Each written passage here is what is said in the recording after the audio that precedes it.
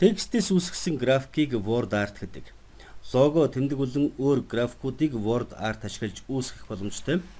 Энэ хоорондоо төстэй хоёр текстийг харцгаая. Эхний текстийг эффект ашиглаж өөрчилсөн байна.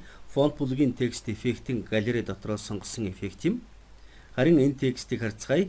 Word art ашиглаж ийм эффект болгосон. Текстийг сонгож идэвхжүүлэнгүүт Drawing Tools-ийн формат идэвхж нь үүнийг график тохиргоогоор хийсэн учраас тэр юм. Хоёр текст маань хоорондоо төстэй харагдаж байгаа биз? Энгийн эффекттэй текстээр хийх боломжгүй зүйлсийг word art эффекттэй текстээр хийж болдог. Энэ word art эффект маань зураг учраас би хүссэн газраа зөөж байрлуулах боломжтой. График учраас хүснээрээ байрлуулна. Энэ графикийн хажуу текстийг хэрхэн хүрээлүүлэх тохиргоог хийж болно. Энэ графикийн хэлбэрт загвар оруулж өөрчилж болно. Маш олон төрлийн загвараас сонголт хийх боломжтой. Графикийн хүрээ доторх хоосон зайг өнгөтэй болгож болно. Энэ графикийг аливаа текстийн урд эсвэл ард нь байрлуулж болно. График дотор бичсэн текстийн байрлалыг эргүүлж болно. Хэвтээ, босоо, налуу гэх мэт. Графикийг сонгож идэвхжүүлэнгүүт ногоон бариул идэвхжинэ. Бариулыг ашиглаж графика эргүүлж болно. Текст мэт харагдуулдаг графикийг word art гэнэ. Одоо шинэ word art үүсгэе. Эхлээд баримтын аль нэг газар курсороо байрлуул. Insert руу ороод текст бүлгийн word art дээр дарна. Дэлгэцийн баруун талд байгаа. Эхлээд загвараа сонгоно. Би толин ойлттой цэнхэр загварыг сонголоо. Ажлын талбар дээр сонгосон загвар маань гараад ирлээ.